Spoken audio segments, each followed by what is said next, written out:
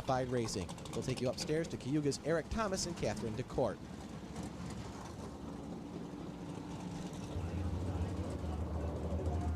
Good afternoon, everybody, from Cayuga Speedway Super Series 89, the finale of the Asphalt Series for the cars that normally run on the clay are here and set up to rip for 89 laps at Cayuga Speedway to end off their 89 season. I'm Eric Thomas along with Catherine D.I.R.T. and a fine-looking pack of 27 of these mighty dirt modified, 700 horsepower each. A little quick arithmetic, it's about 18,900 horsepower. These cars normally entertain on the clay ovals around Southern Ontario, Western New York, and Northern Pennsylvania. Ready to go next time around on the pole from West Sand Lake, New York. The 115 of Kenny Tremont. Jim Horton now running in NASCAR Winston Cup, a former Mr. Dirt champion at Syracuse.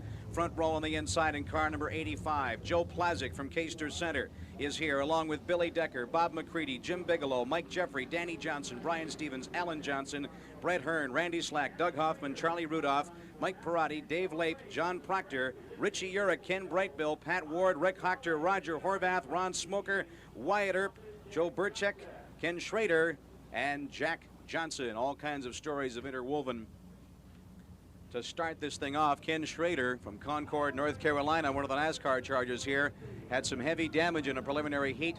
3 or 4 of the drivers got together and got that car back in. Here we're almost set for the green. Kenny Anderson with the green flag, and we're off and rolling.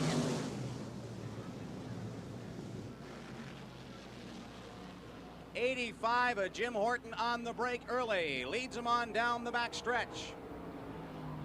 And 27 modifieds take off and head down to lap number 1, everybody getting through clean. Jim Horton in the 85, Kenny Tremont on the 115 out of West Sand Lake, New York, and Joe Plazik out of Caister Center, Ontario, hangs on to 3rd place.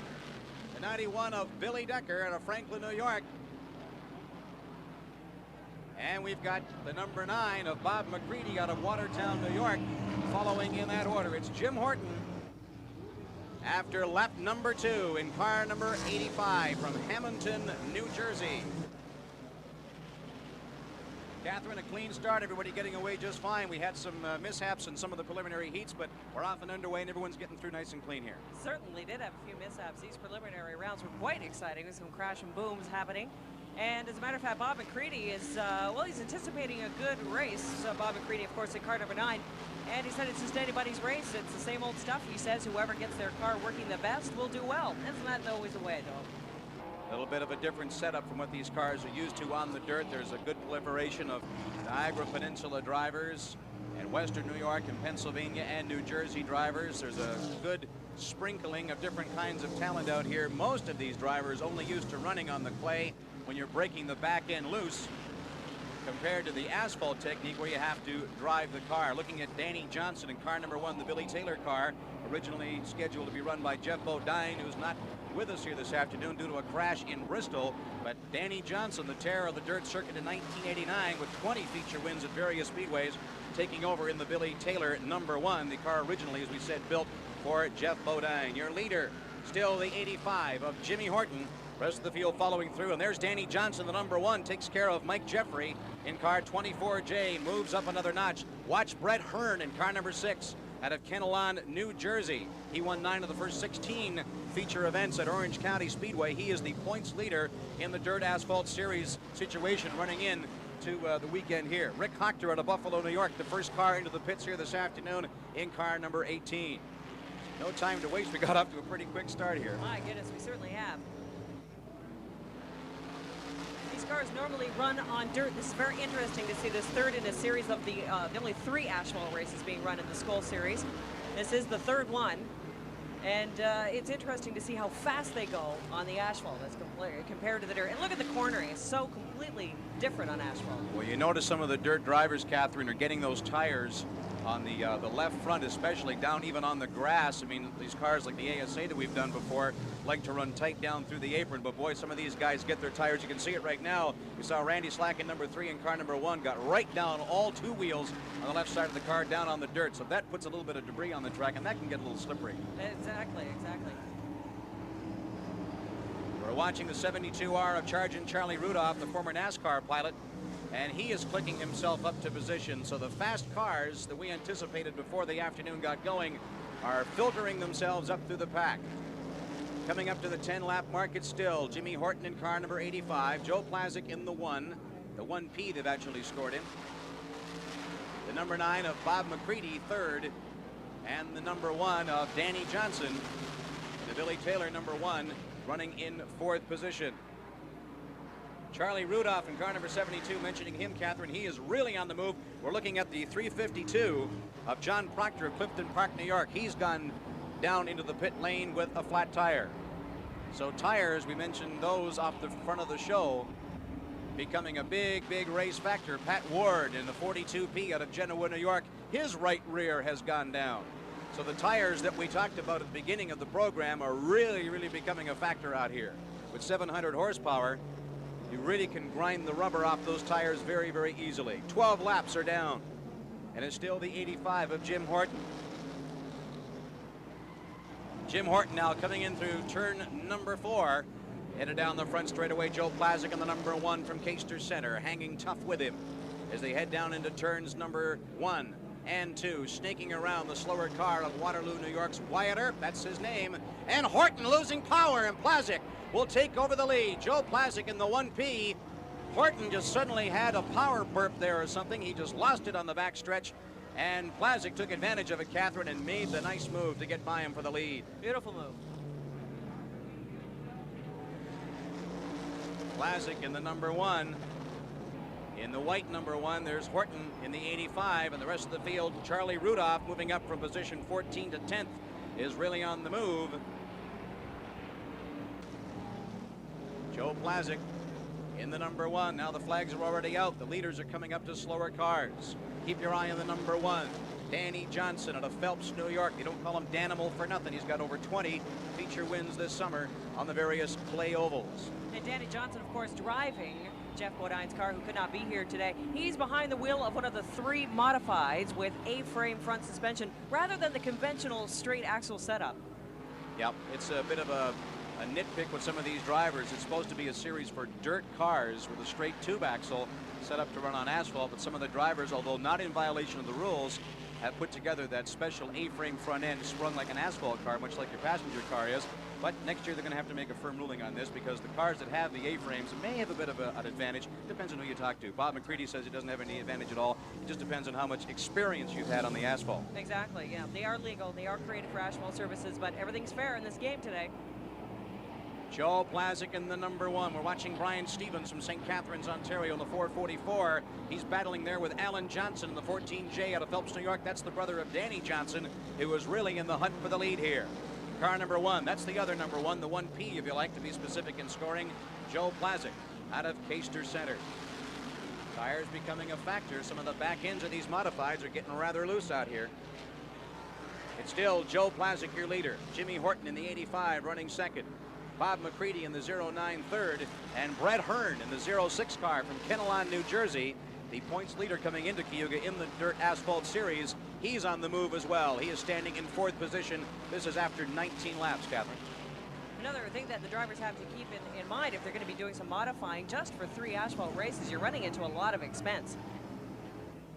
And it's something that the drivers can't always afford. So they're going to have to take a closer look at that next year to be sure. Rest of the field moving through, trying to find their lane. We're still very early in the event. Brett Hearn picks up another couple of positions there, moving by some of these slower cars. In car number 6, here he comes, the Freightliner number 6 from Kinnelon, New Jersey. He is the points leader, 166 going in. Ken Schrader was out there driving one of the Billy Decker cars, the number 91, standing in second place. We talked to Brett Hearn earlier, Catherine. You had a chance. That's right. I just talked to Brett, and to remind all the folks, he is the big season school point leader as well as the asphalt point leader, Horton, in this race.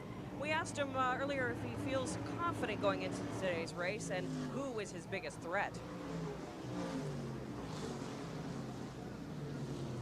Dirt's matinee idol, Brett Hearn out of Kinnelon, New Jersey in the Freightliner number 6. 100 points for a victory in this series, so if he can pull down the checkers here in the finale, he's pretty well got it wrapped up right now. I would say. Ken Schrader in car number 91S We're watching him move, I believe. No, that's the Billy Decker number 91. The two cars are very, very similar. Schrader's coming through turn number 4 right now. We'll get a look as he moves around in the 91S. We had 3 or 4 drivers. There he is in the pack. Ken Schrader in the Red Baron Pizza number 91. He wrecked this car pretty heavily. A spin, Pat Ward, Alan Johnson, and Schrader getting involved with it on the back stretch. And Joe Plazik in the number 1 got involved in there as well. He got blocked in behind. The locked cars up against the asphalt out there and the crash wall on the back stretch. And there is the wounded 42P at Genoa, New York's Pat Ward. And boy, oh boy, more damage for Ken Schrader, one of the 3 NASCAR Winston Cup stars who came up here to run this Asphalt Series finale here at Cayuga. He whacked the wall hard in the qualifying session. We had Jack Johnson over there. Brett Hearn was over working on the car. Even Davey Lake's wife, Jackie, of course, he used to build cars, was offering some assistance over there. And they finally got that car going, and it looks like Ken Schrader. You see the smoke. He's got a lot of tire contact down there. Or is that smoke coming out of, it's off the tire. It's off the tire. He's got the Nerf bar running on the right rear of that number 91S. That's a Billy Decker prepared modified. So Ken Schrader, who's come in a long, long way just running at Bristol last night under the lights in NASCAR Winston Cup competition, comes on up here. And what a tough break for this man. The Concord, North Carolina pilot, 7th currently in Winston Cup points. Runs into all kinds of problems here at Cayuga. You see the Nerf bar there on the right rear rubbing on the rubber, creating all kinds of smoke, but this has not been. Now he's pulling into pit row. And we know that John Massingbird is standing down at pit row, and we'll get some reports from the Ken Schrader pit a little later on. You see the crew scurrying there, so we'll check down with John Massingbird and get a status report on Ken Schrader. A lot of fans watching to see how he does here. He was popular in pit row this morning. He was Ken Schrader was being asked for autographs, and they were even watching all the crew members washing down the tires to cool them off. A big attraction. The cautions do count. The cautions will count. We are in lap number 27. Our leader at this particular point in the show, Joe Plazik, in the number 1. He got boxed in behind the wrecked cars, but he's back up first and behind the pace cars. That's Mike Perotti in the 35 out of Morrisonville. That's Dave Late from Canajoharie, New York, in car number 22 rolling into pit lane. And Schrader, they're still working on the right side of that car, trying to get the Nerf bar off the tire and let him run. I don't know whether he's got any geometry problems in the front from the earlier wreck or even now, but he's back out. So the number 91 Billy Decker modified, being driven by Concord, North Carolina's Ken Schrader, back on the racing surface and back underway. Lap 27, let's run down that order. Joe Plazik in the number 1, Jimmy Horton in the 85, running second, the 09. Barefoot Bob McCready out of Watertown, New York. 1, 2, and 3 at this particular point. 06 car, Brett Hearn, is currently running in 4th position. There's Dave Lape out of Canajoharie, a strong runner at Fonda Speedway. He's now a race promoter as well. There's Jim Horton in the 85 out of Hamilton, New Jersey. He cut his stock car teeth in dirt modifieds. He's a former dirt grand champion at Syracuse, having a bit of a rough ride in Winston Cup competition. He's been crashing and wrecking, but you know that's going to be straightened out. His best NASCAR finish to date for Jim Horton, a 13th at Atlanta. Jim Bigelow in the 16 car to St. Catharines, the 2nd generation driver out of the Garden City, pulling into pit row. That car has not really been handling, I think, the way Jim would like it to be. His dad was a former champion in modifieds both on the asphalt and the clay. Ken Schrader having kind of an up and down season in the Winston Cup standings. Is currently in 8th spot in the Winston Cup, and finished in the top 5 in 5 races this year in Winston Cup. So it's an up and down season for him. Down to 16th at one point, now he's back up again, and he's having some bad luck here today, I must say. But he is one of the hot shoes in this dirt asphalt series. He won the opening race at Saint Air, Quebec. He was 5th at Thompson, Connecticut, and he only trails point leader Brett Hearn in car number 6 out here, is currently running 4th by a couple of points coming into Cayuga. So it's going to be a real horse race to see who finishes out on top here in the points. Brett Hearn only with that 2-point lead on Ken Schrader. There's a look at Pat Ward in the pits on the hook. Boy, some heavy, heavy damage to the right rear of that modified, the R.C. Putman modified out of Genoa, New York. Kenny, can you tell, was there any structural damage to the race car, Schrader? As far as the Nerf bar on the side, it was bent a little bit there, but we fixed it and he's back in contention now. Hopefully there's no damage, nothing to the chassis or anything. We'll have to wait and see, I guess. Were you able to stay on the same lap with the leaders? Could you tell that? Well, I think we got down 1 lap there, but I think this is a pit race. You're going to have to pit in this race here, so I think he can get his lap back. It's been a long day, hasn't it? Yes, it has. He got into the wall there earlier, and we had a lot of work to do on the car. But I think the car is competitive. He just got to get, got to get used to it again. We had to change the front axle, and I think it handles a little different with a different front axle in it than it did before. Look at the crowd, another capacity throng here at Cayuga for their finale of the 1989 racing season. And a perfect afternoon. A perfect afternoon it was. Great season has been too. A couple of ASA races, the Molson Export 3 and 400. We've been very lucky this summer with the weather. Exactly, Eric. It's just been perfect. In behind the pace car, we are now in lap number 29. It is still the number 1 of Joe Plazik out of Cayster Center. He used to run here on a regular basis in late model asphalt cars when they ran the regular Friday night shows. Of course, they stopped that here in 1982. Richie Urich, car number 10 we're looking at now, the Warwick, New York pilot.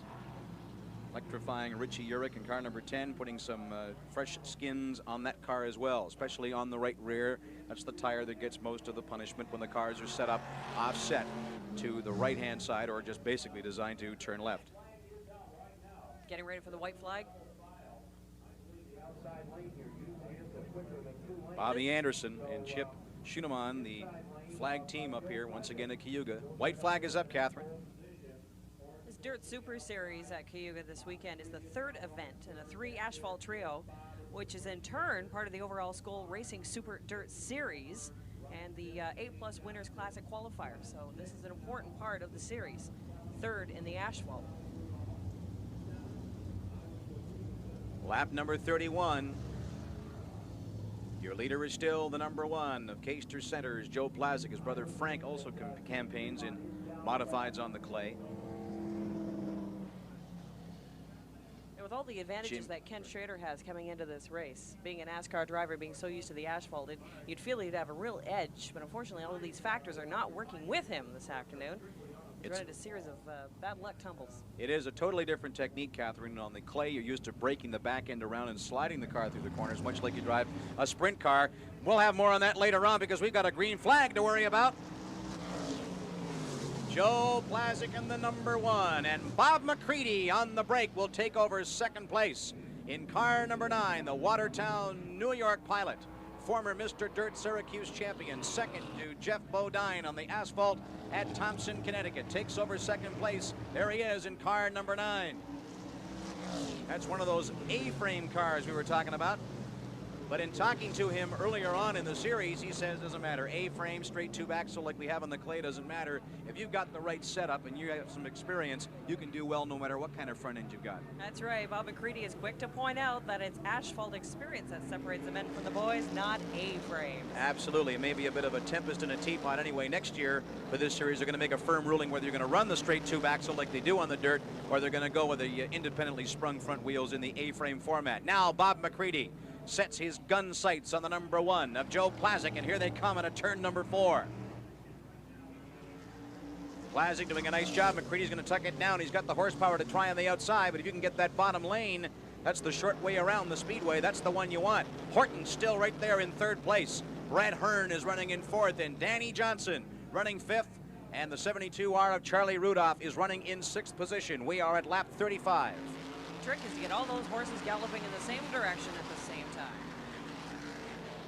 It's a nice idea, but sometimes it fails in the execution. But so far, it's working perfectly for these two gentlemen. The number 1 of Cayster Center's Joe Plazik, and Bob McCready tried it on the low side, but decided to back out of the hole. Now he puts that wheel right down on the grass as you saw him coming out of number 4, using every inch of the racetrack, throwing those cars around, trying to get by any which way they can. Lap 37, McCready on the backstretch. Lots of horsepower on that number 9. Right beside Plazik, deep in the corner. But Plazik's got that groove where he wants. That car running flat. Side by side in turn number 4. Coming down the front stretch, this is for the lead. McCready in the number 9 will take over the lead spot on a nice maneuver there in turn number 1. Joe Plazik will shunt back to 2nd place, and Horton still running 3rd. Nice move there by barefoot Bob McCready out of Watertown, New York. You mentioned he was 2nd to Jeff Bodine on the asphalt at Thompson, Connecticut. He's a former Mr. Dirt champion and a regular runner at Ransomville Speedway. A major race is often a condition of perseverance and endurance. This is the debris from Kenny Schrader's race car. Now he's still out there running a competition, and the crew says there's no structural damage, but as this would give you visual evidence of. He's got a long ways to go.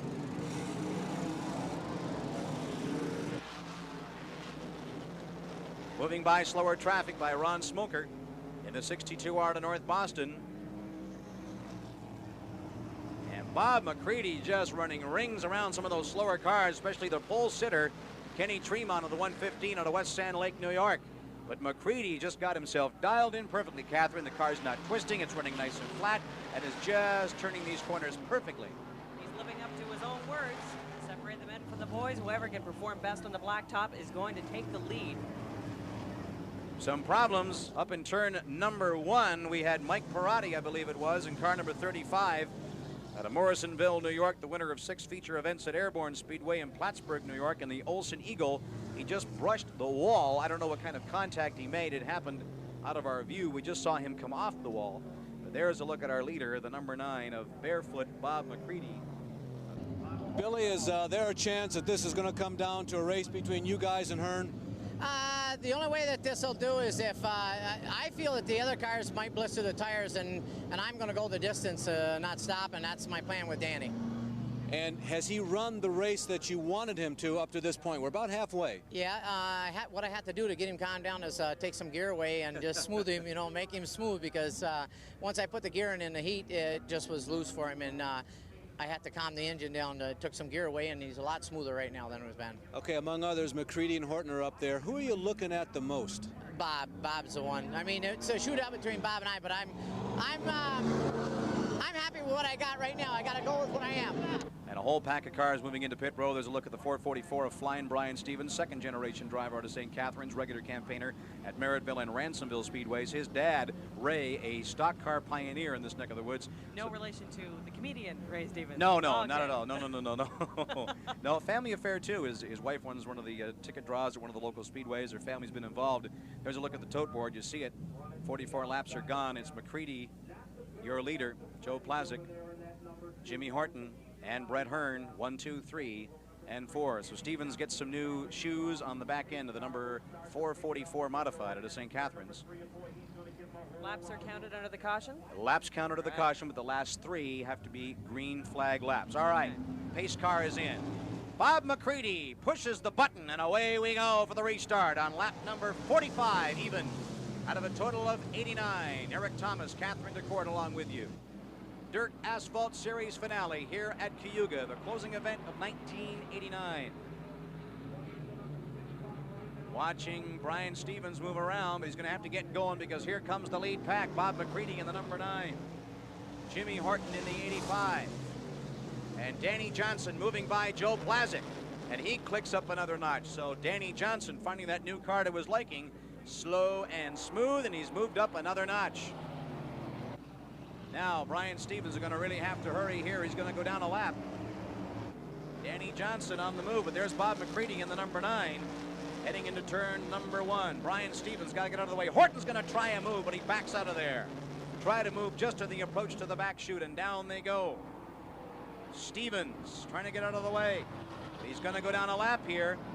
Jimmy Horton trying to get around the slower Brian Stevens machine. They're coming down the front stretch out of turn number 4 into 1. Lap 48. It's still Bob McCready. Horton's going to try and get by the Stevens number 444. Danny Johnson is back there in car number 1.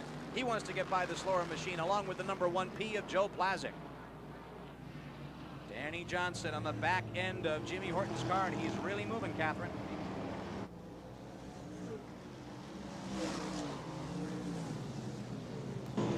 Here on lap 51, the big topic of conversation in the pits has become Brett Hearn. Hearn, along with Danny Johnson, have passed the most number of cars and moving to the front, but smoke has begun to whisk from the rear quarter section of Brett Hearn's car. Now, Hearn appeared to be moving to the front, and then he slowed down, so maybe his gauges inside the cockpit was the first warning that we down here were not aware of, but Brett Hearn is smoking.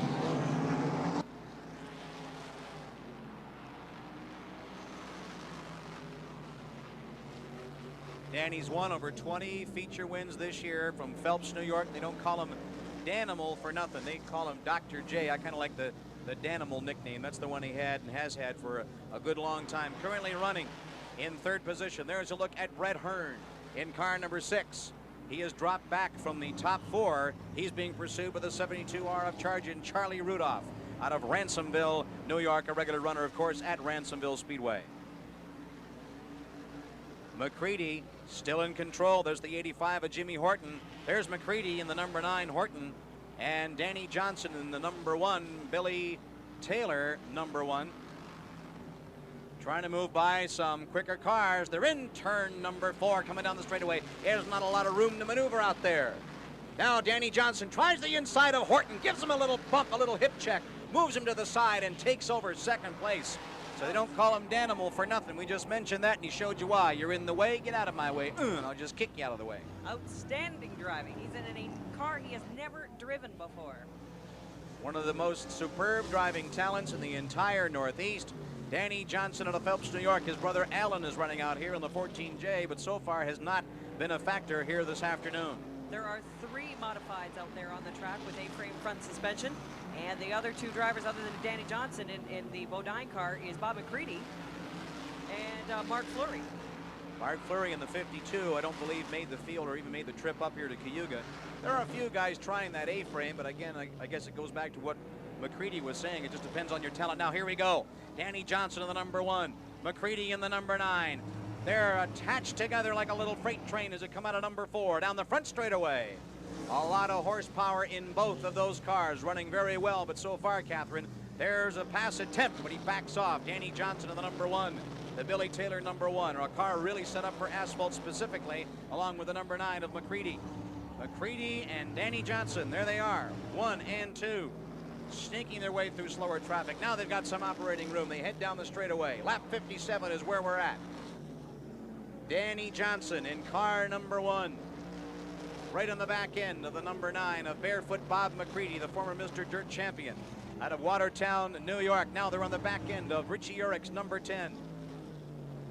We got some problems. Brian Stevens up in turn number 1 and 2 has made some contact with the wall, and that'll bring out the yellow flag to slow things down on lap number 58 with Bob McCready still leading. Blown engine, and I guess the oil coming back on the wheels just took away all his navigational skills, and the car just sort of skated up towards the wall. Tough break for Brian Stevens. Keep in mind, these 700 horsepower dirt modifieds usually run on clay ovals. Got to keep that in mind this afternoon while we're watching this race. A lot of these drivers or pilots don't have much experience on asphalt. No, they don't. That's the basic difference. Is one of the big factors here, because as we said, and we'll say it again, the technique of driving a dirt modified is so much different than asphalt. You've got to drive around the corners. On the clay, you just break the back end loose, much like a sprint car, and just slide the back end around. And you just drive it totally differently. You work the lock on the steering while watching the number 72R of Charlie Rudolph. And I know that after Brian Stevens has blown that engine, that we'll get down to John Massingbird in the pits once again and get a report from the Stevens pit location. We're watching Charlie Rudolph had a brief stint in NASCAR Winston Cup competition, but back in the dirt modifieds. There's a 115 of Kenny Tremont out of West Sand Lake, New York, the points leader at Cayuga County, second in points at Lebanon Valley Speedways. He had the pole, but was dropping off the pace very, very early. Randy Slack is into the pit, so there's a lot of activity on pit row. We'll check down with John Massingbird.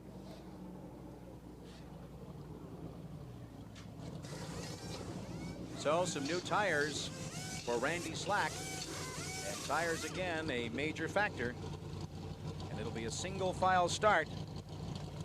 After halfway, they do line up single file. Up to halfway, it is double file. 89 laps and 60 have been completed. 29 to go. All yellow laps will count. All yellows count except for the last 3 that have to be run under the green. That's the 11M of Joe Buchek out of Johnson City, New York. He is a regular runner at 5 Mile Point Speedway. He has not really been a factor right from the drop of the green here this afternoon. But there is a look at the guys who are in control. The number 9 of Bob McCready out of Watertown, New York, the former Mr. Dirt champion. Second to Jeff Bodine on the asphalt at Thompson. That's Charlie Rudolph in the 72R. He's pulling into pit row. Just had that car up on the jack, so something else amiss with the regular Ransomville runner charging Charlie Rudolph in the 72. He's back in and up on the jacks. We'll be checking in with John Massingbird for that pit activity. Could be the tires once again, the biggest factor in today's race with those heavy engines. The buzz in the rear rubber coming off of those tires has to be extraordinary. Well, there's just so much horsepower. On the clay, you've got a lot of wheel spin, and the rubber doesn't really get worn down that much. It does, but not certainly to the rate of the asphalt, because it's on the asphalt and on that surface.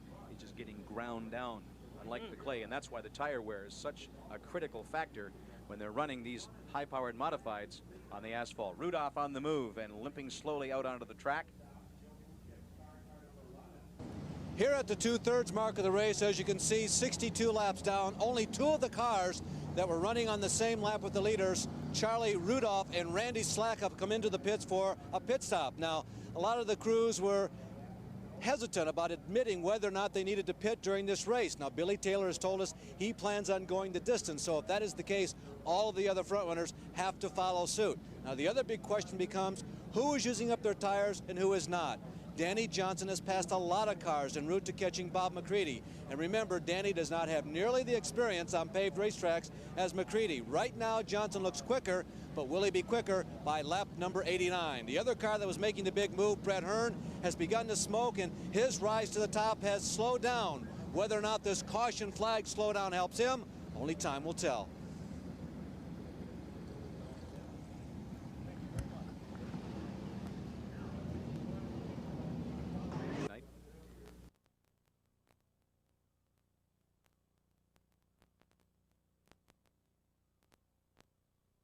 Rear, Catherine, but on the front as well. There's Danny Johnson. You see the antenna on the top of these cars. They are running what is becoming mandatory around the dirt circuit these days, the race safe system. It is a wireless yellow light caution system.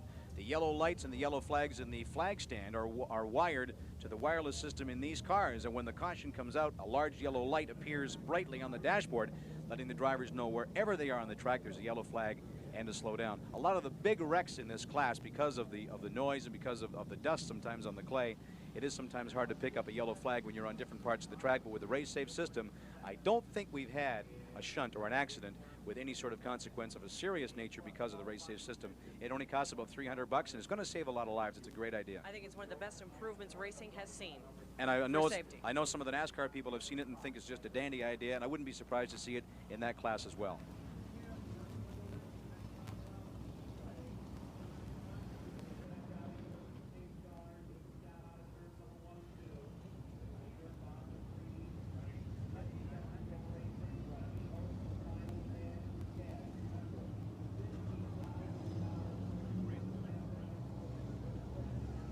Bob McCready in the number 9 continues to lead.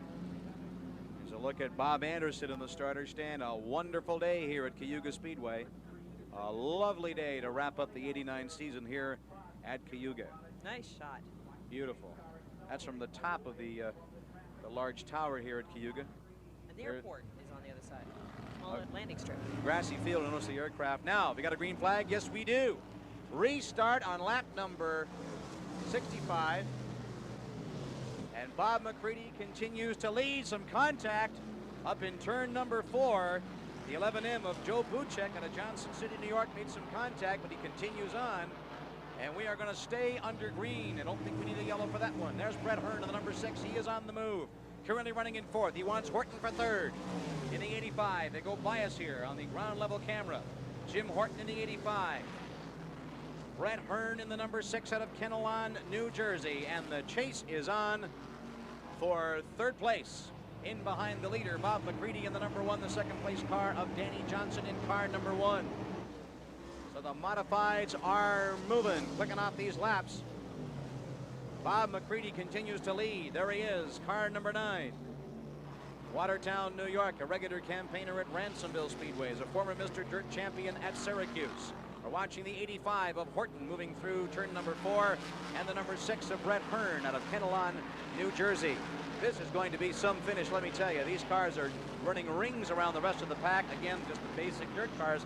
These cars have a special setup for the asphalt. But whatever it is, they got the system dialed in, and they're making it look very, very good out here, Catherine. That's right. Maybe some of the other drivers are scratching their head saying, maybe we ought to take a look at what these gentlemen are doing. You got to be careful. You could spend a fortune trying to get these cars to run a lot better and a lot smoother, but they want to try to keep the cost down, because that's one of the dangers in this modified class on clay. car counts are getting down at speedways because it's costing upwards of $50,000, $60,000 for a turnkey modified, and the average guy just can't afford that. They got to be very careful in whatever class they run. We know Glenn Donnelly's onto it, the chief of dirt. They try to keep those costs as low as they possibly can. Just 3 asphalt races after all out of the series. However, crucial in point standings. Down into lap number 70 neighborhood, and it is still the number 9 of Bob McCready. Randy Slack, one of the Canadian hopefuls, in car number 3, the Becknell chassis car, flat on the right rear into the pits for some repair. John Mazingbird is going to go down there and swing to the action in the Randy Slack pit.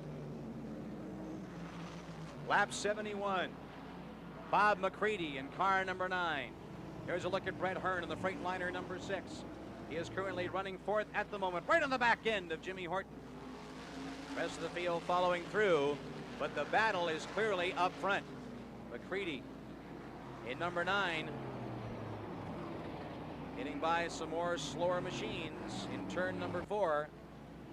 There's a look at the number 6 again of Brett Hearn.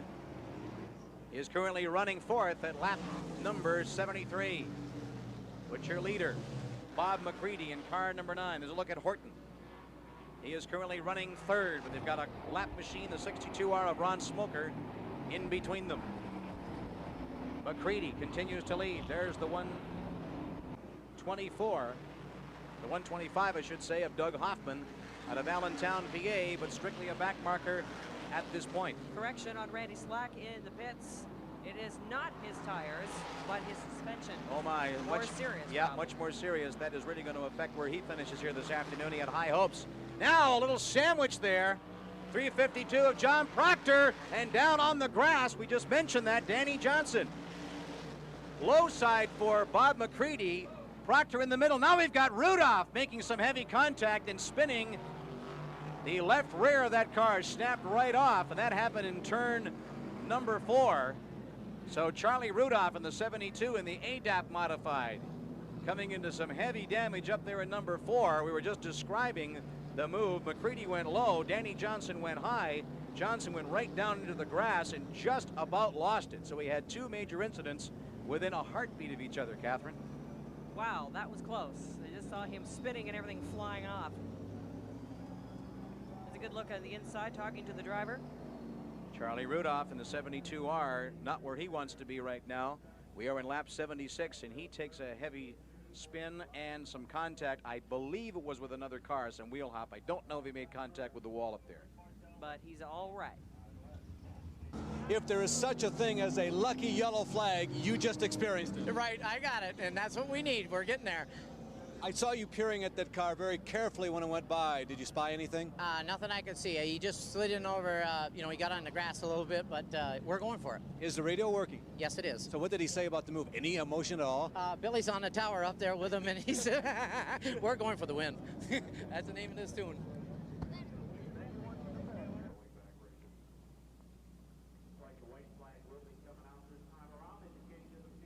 So Ken Schrader, white flag coming out, trailing Brett Hearn in the dirt asphalt points by only a couple, 166 for the number 6 car of Brett Hearn out of Kennelon, New Jersey, 164 points for Ken Schrader. So you know he's going to do everything he possibly can to finish.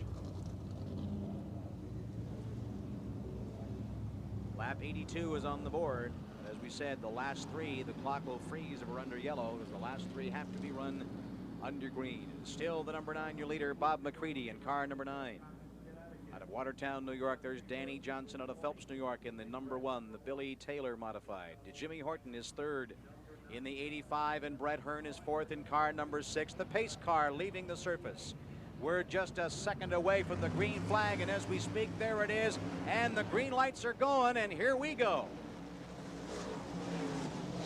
Restart from the number 9. Barefoot Bob McCready hangs on to the lead. In hot pursuit, the number 1 of Danny Johnson out of Phelps, New York, in the 85 of Jimmy Horton. Watch for Danny Thompson to be making some moves. We're down to the final 5 laps of this race. Getting down towards the final couple of pages of the Dirt Asphalt Series finale here at Cayuga.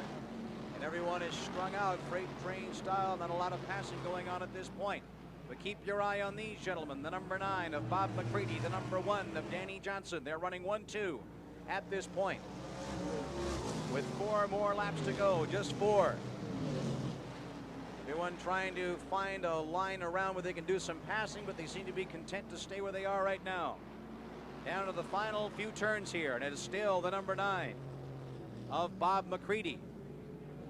Danny Johnson running second in car number 1, 85 of Jimmy Horton. In third place, lap number 86. We're getting down towards the end of it here. Can Brett Hearn move up? But he's got a lot of territory between himself and the leader, Danny Johnson, with a slow car, tries to make the pass. Danny Johnson and Bob McCready side by side, and Johnson's got the lead. Danny Johnson on the very last couple of turns. Now we've got McCready challenging again. Not too happy with this situation. Danny, there's a slower car in the way. Danny Johnson, McCready is there. The white flag is coming out. Now we've got McCready underneath. He can't make the cross. Danny Johnson hangs on to the lead. We're biting our nails here. Let's see what can happen. Down the backstretch, McCready in the number 9 tries it on the low side, now backs out. We've got slower traffic in front of him. Slower traffic. Danny Johnson hangs on to the number 1. He's got it. Checkered flag coming down. It'll be Danny Johnson of Phelps, New York. Second place to Bob McCready. Horton will finish third in the 85. And I'll tell you what, that's why we're fans of dirt track racing. That's the kind of excitement we expected, and that's what we got. Danny Johnson had a surprise up his sleeve. You were right, Eric Thomas. He did. That's the way it winds up. We're going to head down to the victory podium, and we'll get to that in just a moment.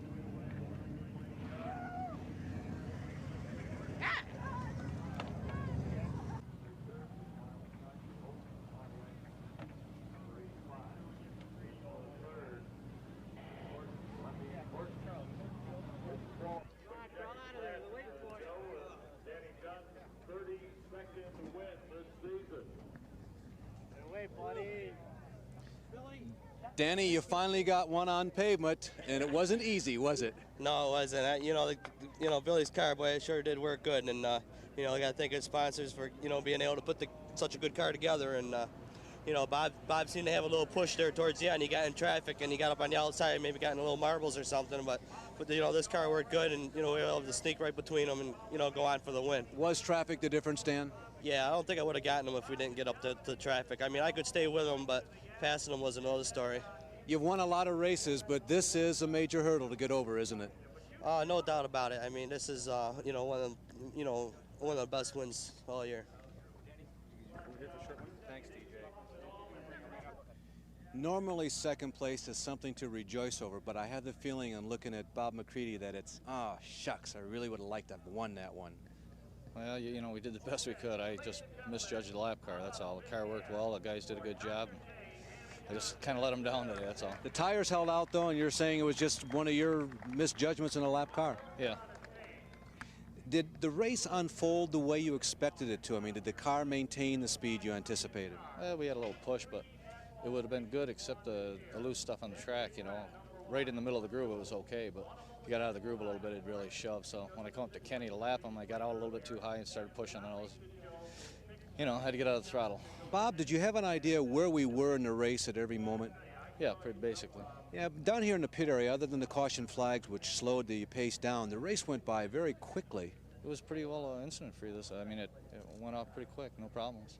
But all in all, even though it's a disappointing second place, at least the car finally finished one of these pavement races. Well, yeah, the car finished, and my sponsors, Syracuse Frame and J.G. Turner, Tim Clement, they stuck behind us this year. It's been a bad year, but I just wish I hadn't made a mistake. The car was excellent. They did a nice job. The crew did a terrific job, and I just made a little boo-boo.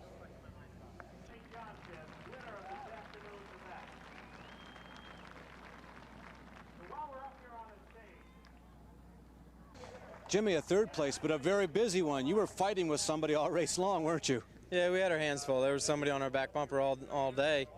But, you know, we just hung our groove and just tried to drive the car, you know, the way we knew we had to drive it, not force any issues. You know, we kind of knew in the back of my mind we weren't going to beat Bob or Danny.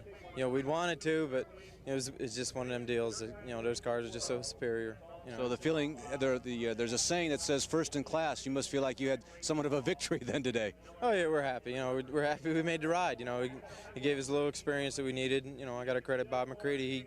He's done a lot of testing with the straight axle, and he helped us along. You know, I called him during the week, and he gave me the setup, and we were close. You know, the car worked good.